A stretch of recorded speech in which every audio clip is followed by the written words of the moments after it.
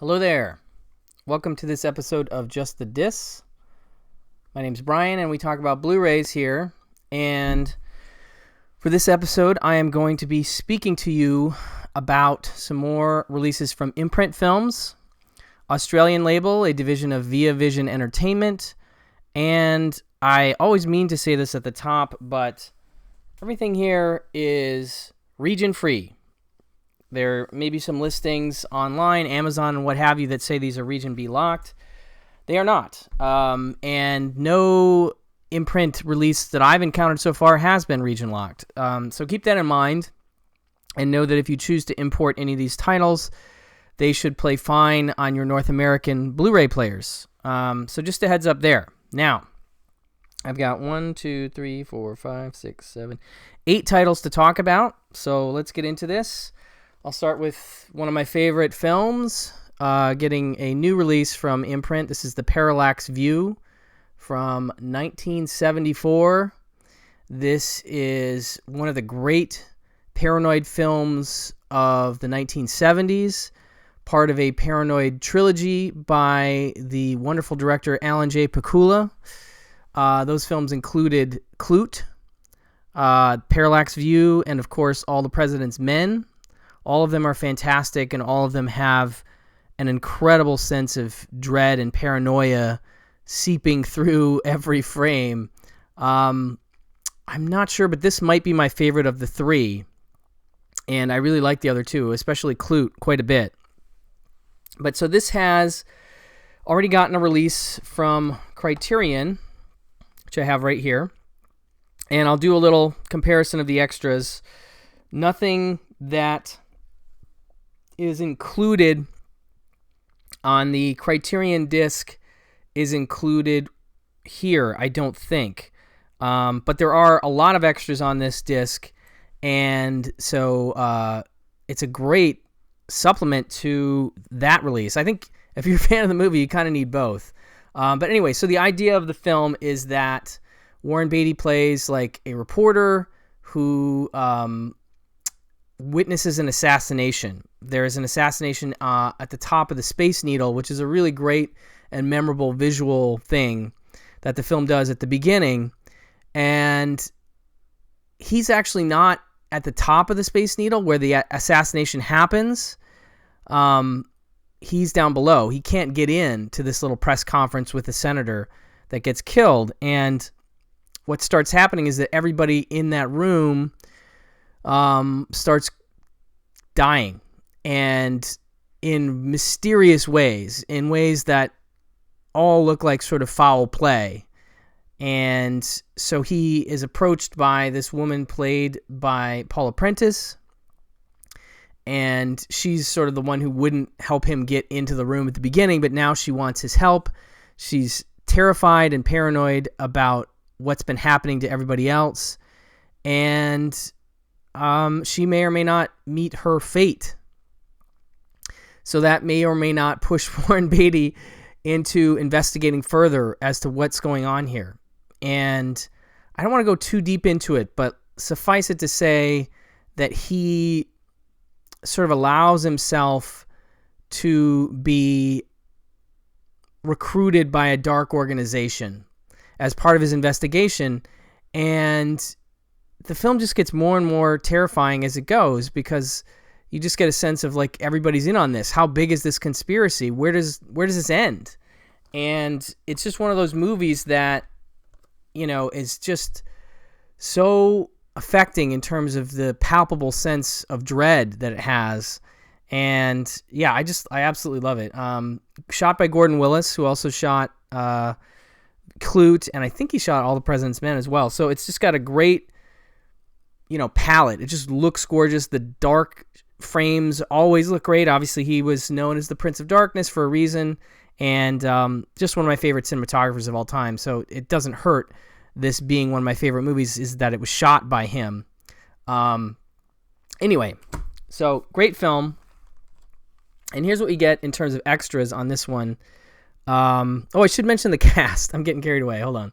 So you have Warren Beatty, Paula Prentice, William Daniels, Hume Cronin. I'm trying to think. There's a few more people that you might recognize. Anyway, it's a good cast. I didn't want to lose that thread, but so 4K restoration from the original 35 negative. I don't know if it's the same as this, but I kind of have to assume it might be because it doesn't give a date. But either way, it looks very good. You have 2 audio commentaries here. You have one with film historian Kevin Lyons, and a new track by film critic, podcast producer Blake Howard, responsible for the One Heat Minute podcast, as well as the One Heat Minute podcast network. And I'm definitely a fan of him. I'm a fan of his show. I think One Heat Minute is the best of the, 1 minute per episode movie podcasts, and culminates with an incredible conversation with him and Michael Mann. And he's just a really good dude, a really good cinephile, and a guy that I have a lot of respect for. So great to see him doing a commentary. I'm sure he's done others, but this is one of the first that I've seen, and it's a great track, and I really enjoyed his comments. Then we have one of my favorites, and our stalwart now as part of the Imprint gang is Kim Newman on the Parallax View and conspiracy thrillers, which is absolutely fascinating. And he touches on, obviously, the films I'm talked about and more. And I just can't get enough of Kim Newman. Please use him on everything. I will never have any, regrets as far as that goes. And then Witness to a Conspiracy, a video essay by Chris O'Neill. I'll talk about another one of his video essays in a minute. But that one is, up to Chris's usual excellent standards.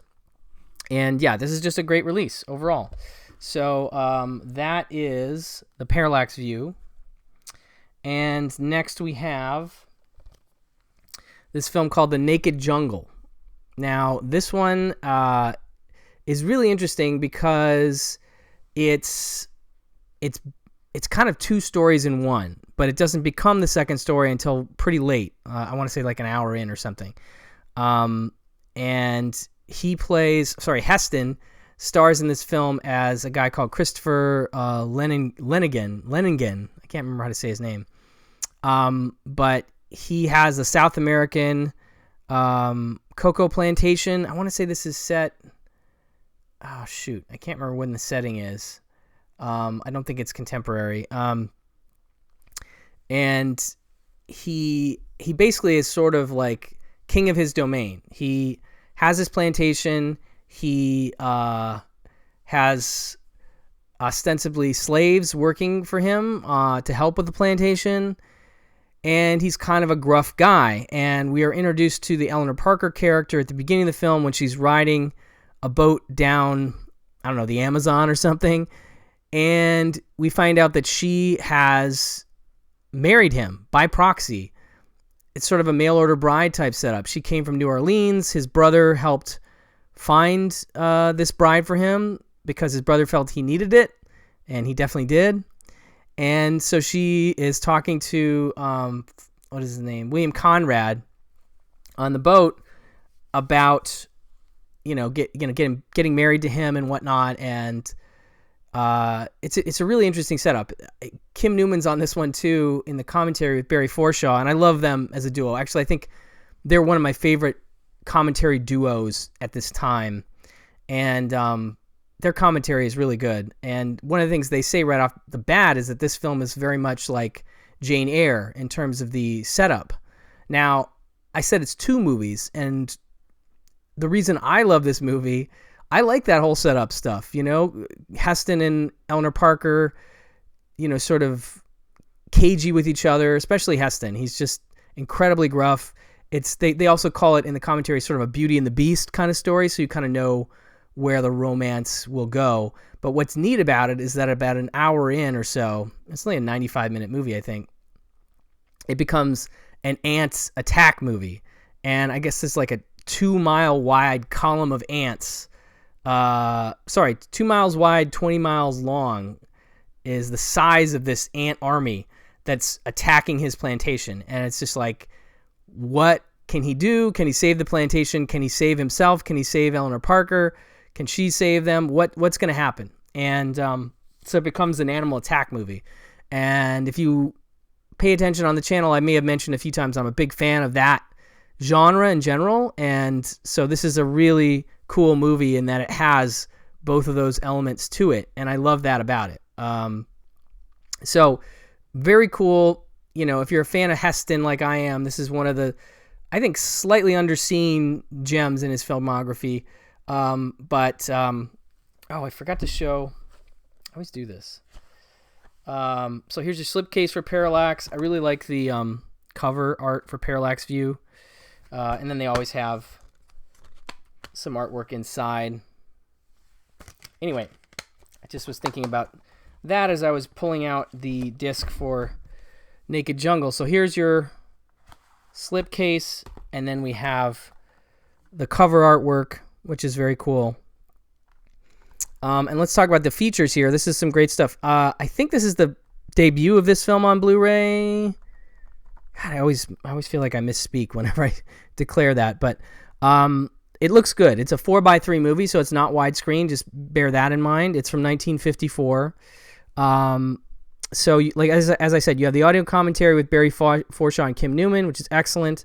You have one with film historians Lee Pfeiffer and Paul Scrabo. That's also new, also great.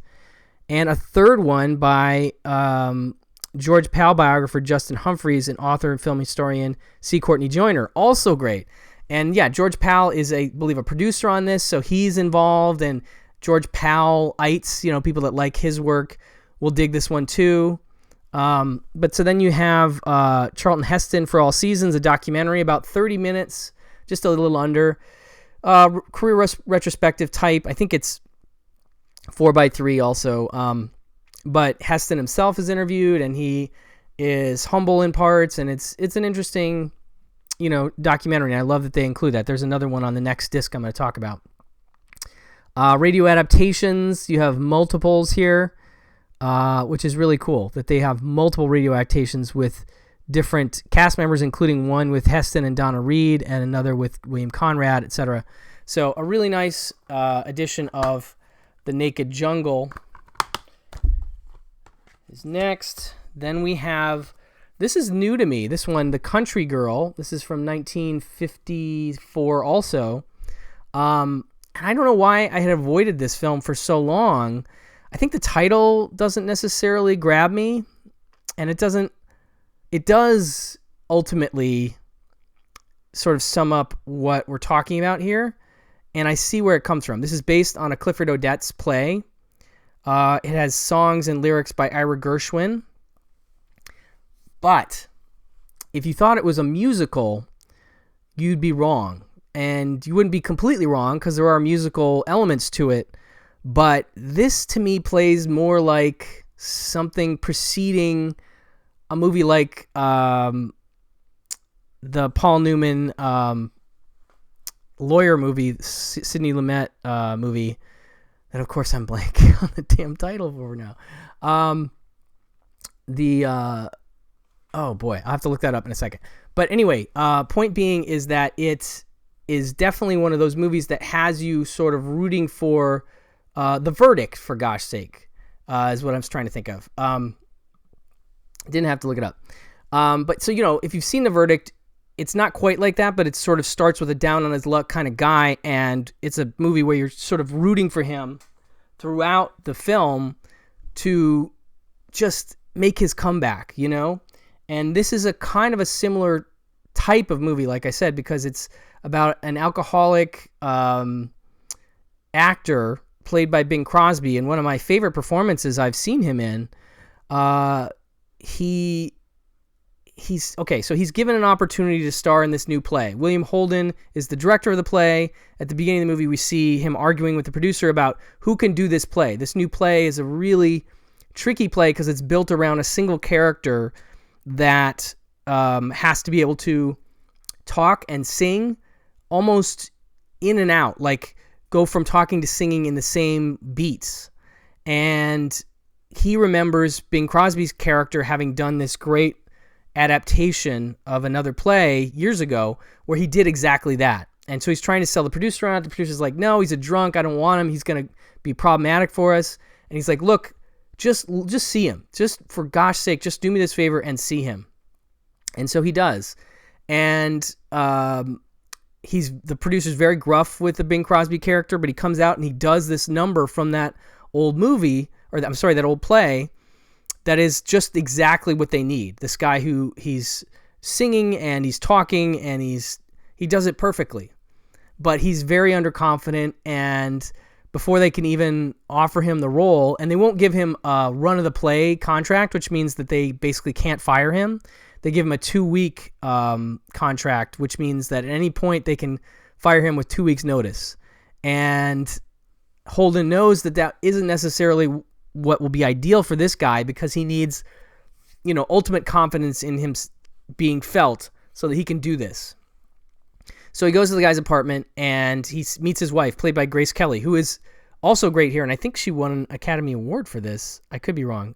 But she's very good. And so Crosby and her, we find out early in the first scene that basically they talk about one of the plays that he flamed out on, that he had to get fired off of, that William Holden heard about. Like, he got drunk or he became just unusable. And he's like, well, our son died in the middle of that play, and I lost it. I went on a bender, and so they're this broken couple, basically. They've dealt with the loss of a child, and they are in a tough spot. They're, like, he's recording jingles and just doing whatever he can to maintain the rent and put food on the table in this small apartment that they live in. And William Holden's like, can you do this? I have faith in you, but I need you to have the ability to say, yes, I'm going to do this and commit to it. I'm putting myself on the line for you. Can you do it? And so that's sort of the setup, and so he talks to his wife and he decides to take the part. And the other thing about the part is it is just 100%, as I might have mentioned, built around this character. He is the main guy. It's a lot of pressure to put on this guy who is, maybe not perfectly suited for this kind of situation. But there's just some great, great moments with William Holden and Bing Crosby and Grace Kelly. They just all are on fire in terms of their dramatic chops here. They really bring it. There's just an incredible scene at the theater where Crosby tells William Holden about, the night he went home and found his wife, who never drinks, totally passed out drunk on the night that their son died. And it's just such a great scene. And he just really, it was one of those movies where I was like, oh, I don't think I'm going to be into this. And I just was like transfixed. So definitely a gem, definitely something I hadn't really thought about previously. Here's the other cover art, which definitely does not sell the movie that you're getting, at least at first. Anyway, not as much in terms of features, but it does have this Grace Kelly, the American Princess documentary, which is an hour-long documentary, 4x3, I think. And, just goes through Grace Kelly's whole life, basically, because it talks about her as an actor. It talks about her growing up. It talks about her getting married and becoming the Princess of Monaco and everything. And so that's a really nice feature to have on this disc, I think. It also has an audio commentary by professor and film scholar Jason A. Ney, which is also good. But yeah, this one just for me was just a surprise, The Country Girl. All right, another one that kind of surprised me is this one, House of Cards, which I had never heard of prior to this release. I somehow just completely missed this movie.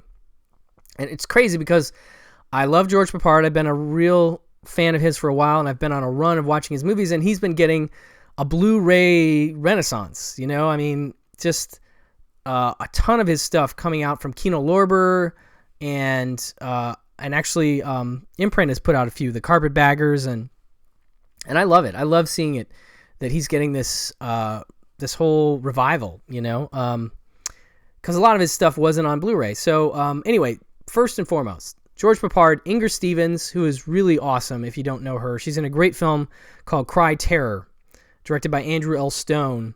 Go seek that one out. It's not on Blu-ray, but really, really good movie. And then Orson Welles.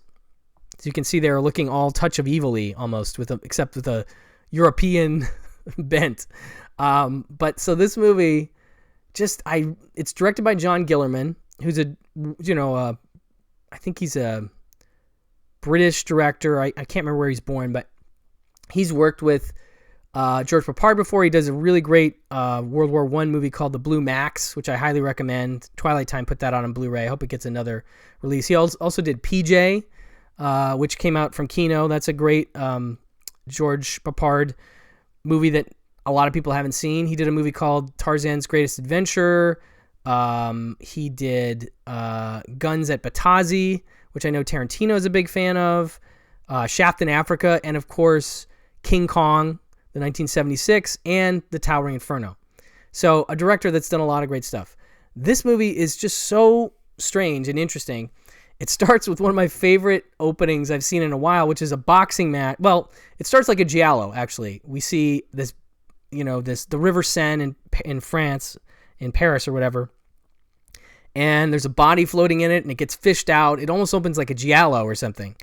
And then we cut to this boxing match, and we see George Papard looking a little bit overweight, fighting this guy, getting his butt just kicked. And he gets knocked down. He's by the edge of the ring, and he says to his buddy, coach or whoever, he's like, how long, what round is it? And the guy's like, it's still round 1. And he's like, oh no. And he literally gets up and throws in the white towel and quits and just like waves and is like, I'm out. Because he's been beaten down, and he's obviously not a great boxer. And so he's going to take off and go and do something else. Leave the country. They're in Europe. They're in France, I guess. And this incident happens with this little boy that I'm not going to go into too much. I kind of will leave a little bit of it. But basically the kid does something, and he storms into this house where the kid runs to. It's this big mansion. Inger Stevens is there. She's his mom. And he basically is like, this kid, anyway.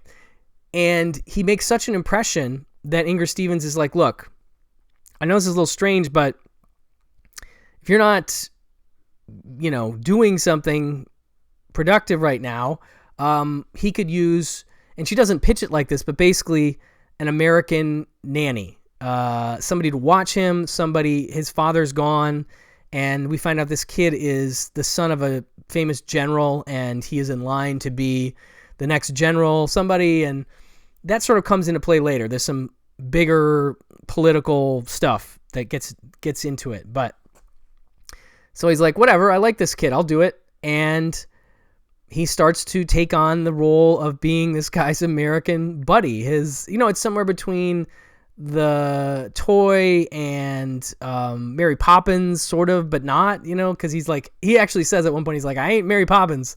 But it's sort of that kind of thing. And then it becomes much more of a thriller, and there's much more intrigue that starts to happen, and some crazy like castle sets and just lots of locations and the Colosseum, lots of things happening.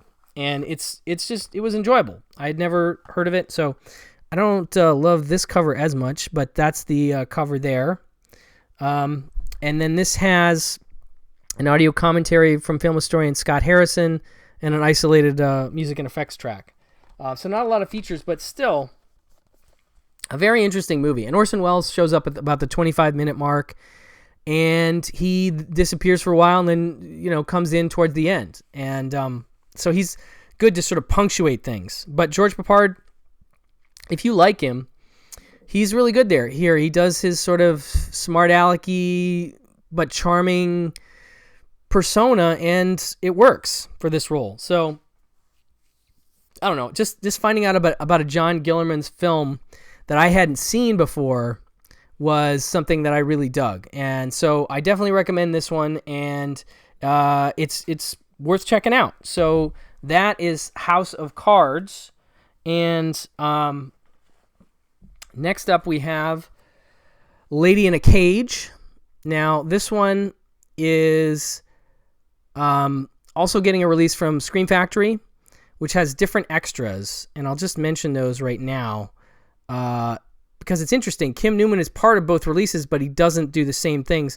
The Scream Factory disc has an audio commentary with David Del Valle and filmmaker David Dakota, and something called Uncaged Insight, film historian Kim Newman on the trend-setting classic. Now, on this disc, he has some other stuff, but I'll talk about that in a second. So this movie is... it's harrowing. It's a harrowing film from 1964. And it opens in such a way as to almost hint at the very beginnings of, society unraveling. It's just set up in a way that's just hinting enough at, a society that's starting to fall apart. And then we cut to this mansion. We have Olivia de Havilland living in this mansion, and what ends up happening is that her son goes away for the weekend. He's grown, but he lives with her. She's sort of domineering over him. And she gets stuck. They have an elevator for her that goes between floors. And the power gets... I can't remember if it's deliberately cut or what happens. It might be deliberate. But she gets stuck in the elevator. And then, screaming for help, she attracts the attention of a wino played by Jeff Corey, and sort of another woman, a street woman, that instead of helping her, they sort of, start stealing stuff from the place. On top of that, then we have 3 thugs, hoodlums, delinquents, bad people. 2, I think 1 gal, Ann Southern, and 2 guys. One of them played by a very young James Caan, and I believe his second film ever. And they are sadistic and mean, and they torture the Jeff Corey character and his friend, and then they go after Olivia de Havilland. And so there's this incredible sense of dread throughout this whole movie, and it's just palpable. It's a tough watch in some ways, but it still feels relevant, in terms of what it's dealing with, in terms of the haves and the have-nots and things like that, things that we definitely still think about now. So it's really powerful. There's a really great video essay here by Chris O'Neill again.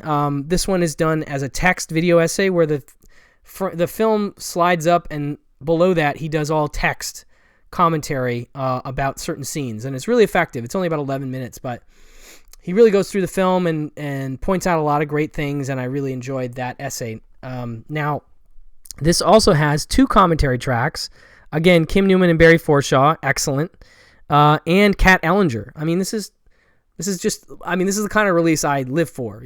Some of my favorite people that get involved with extras, and I love that both Kim Newman and Kat Ellinger have become regulars, and I've said this before, but yay, Imprint. I love you guys. Please keep using them. It just makes these releases that much more attractive, So here we go with this one, and it is really good and powerful. So this is the cover, and it looks very scary in that way. And even the credits of the film have these like bars on them, and it opens with like a bars sequence, and it's good. It's good stuff. Next up, we have Kitten with a Whip. This is with Anne Margaret and John Forsythe, and it is about a straight-laced senatorial type played by David Stratton. David Stratton is John Forsythe, who basically has no idea what he's in for, and he comes home to find this sexy teen played by Anne Margaret in his daughter's bed. And his initial response is sort of a like pity, feeling bad for her kind of thing. And then he realizes she's actually on the run from the cops, and this is very bad news for him, and she starts to blackmail him, and things go really bad. Anne Margaret is pretty nutty in this, pretty over the top in her performance.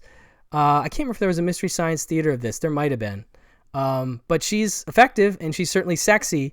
But it's part of that cycle of delinquent films that were a big deal around this time. And, it looks good, and there's the other cover here. This one is from 1964 as well. But I dig it, and it's dark. It's definitely dark. It has audio commentary with Alexandra Heller-Nicholas and Josh Nelson, and something called Faster Pussycat Kill Kill, The Rise of Delinquent Girls in Film, a video essay by Kat Ellinger, which is great, covering not just this film, but a sort of a general sense of delinquent girls in films. And so this one also has She Reached for Evil, Dissecting Kitten with a Whip, video essay on Pulp author Wade Miller and by author and film historian Andrew Nettie. Wade Miller is actually two people that were, famous, known crime novelists during the paperback boom of this period, and they had a series. I forget what the guy was called, but it was two guys. One had Wade and one had Miller in his name, and they are responsible for the source material for this, and so he's talking about them. And that's a really cool video essay that covers not just this film, but also them as an overview as well. So that's Kitten with a Whip. Then we have Outrage with Ida Lupino. And this one is... this one I didn't get a chance to watch yet. But it is about a young woman who has become engaged... who has just become engaged and has her life completely shattered when she is raped while on the way home from work. And it puts a lot of heavy lifting, as I understand it, on Ida Lupino, who directed the film as well.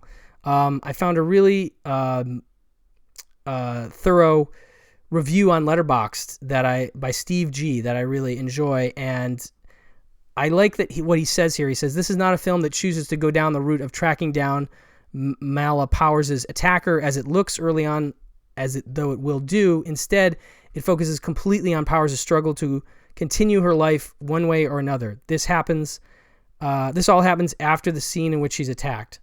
Played out with no soundtrack at all. It's one of the most unbearably tense and horribly grim scenes I think I've ever seen in a film from this era." I love this paragraph from Steve G, so credit to him. But therefore, Lupino does not try matching that scene for suspense, mainly because that's not what her intentions are for this film anyway.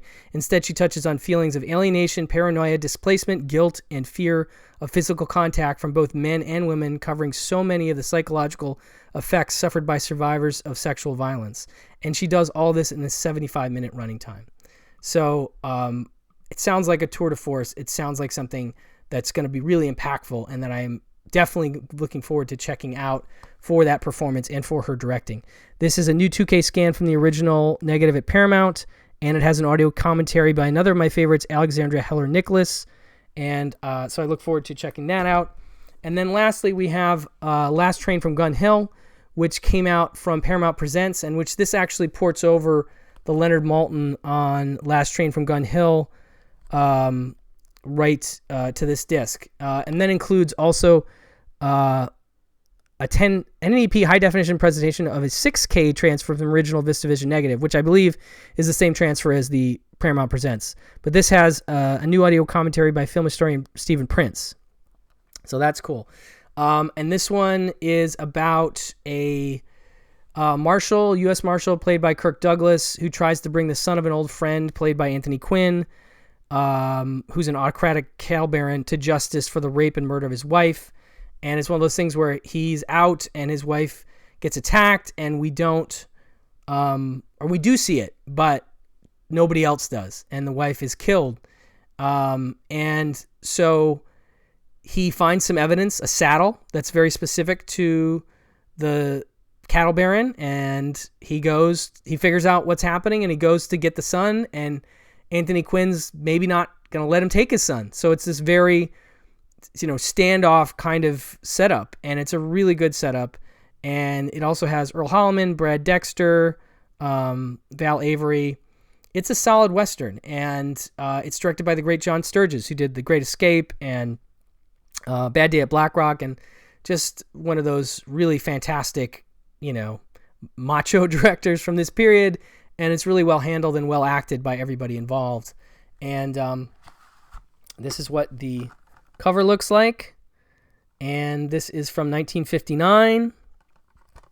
Anyway, that is it for the Imprint December titles, but it's a wonderful batch. and I highly recommend them. And I will leave a link below in the notes to check out their website and see what they have cooking for the upcoming months. But they are absolutely killing it as far as I'm concerned, and I just love the work they're doing, and I want to take my hat off and say thank you guys for the work you've done so far. It's wonderful, and you're one of my favorite labels going at the moment. So thank you for your time, and enjoy some Blu-rays this week, and I'll talk to you soon. Bye-bye.